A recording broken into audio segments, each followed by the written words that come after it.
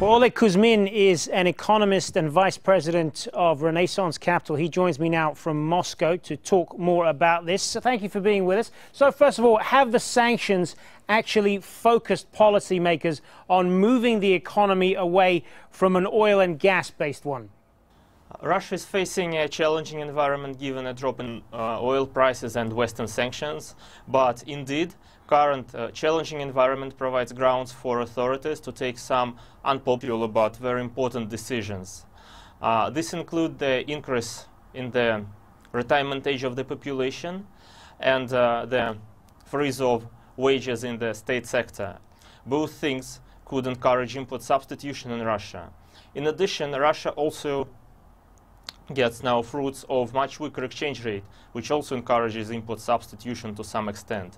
Today we see that such industries as food or chemical industries are doing quite well despite unfavorable macro environment and falling domestic demand. So we think that indeed import substitution is going to some extent in Russia, and it could soften the recession this year, but obviously this is not enough to avoid Russian GDP growth falling slightly above 4% this year. And which sections of the economy have actually benefited the most from sanctions? Today we see that such sectors as food industry and chemical industry are doing quite well, and this is attributed both to a much weaker exchange rate and to sanctions that Russian authorities placed, limiting the imports of food from European Union countries. Now, the ruble has strengthened in recent days, but still remains low compared to before the sanctions. How central is a weak ruble to this improvement, and how likely is it, do you think, that it will stay low? Sanctions was one of the main factors that brought ruble to some new quality level.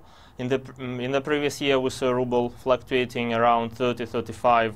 This year, ruble is unlikely to appreciate more than above 50 rubles per dollar. Our forecast assumes that ruble could average at 55, 56 till the remainder of the year. Now, the economy is still on course for a contraction this year, though, but the IMF believes it should improve slightly next year. But consumers are still the hardest hit, though, aren't they? Yes, this year we see a big fall in consumer demand. We forecast that consumer demand could fall by more than 5% this year, and this could be one of the main factors behind the fall in Russian GDP growth. We see Russian growth falling by roughly 4% this year. Are we about to see a more protectionist Russia perhaps emerging as it tries to encourage more diversification? Generally, we hope that we have seen the worst part of the sanction story, both from the Western side and from the Russian side. So we would not expect further measures, further protectionism introduced by Russian authorities. As all other things being equal, the main advantages that Russia could get from current environment, they result from much weaker exchange rate that improves national competitiveness. And this could be the main source of the ongoing import substitution story. So we would not expect further protectionist measures introduced by Russian authorities. And what do you make of the chances that the sanctions on Russia might be lifted or at least relaxed at some point in the near future? U.S. Secretary of State John Kerry hinted that the sanctions could be lifted if Russia changed its policy towards the West and the Ukraine. How likely is that in your assessment?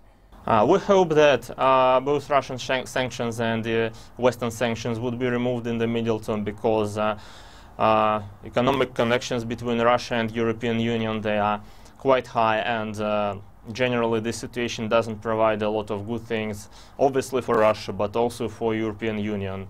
We see quite limited chances that sanctions could be lifted this year, but we hope that the next year could bring us some positive surprises, especially from the European Union side.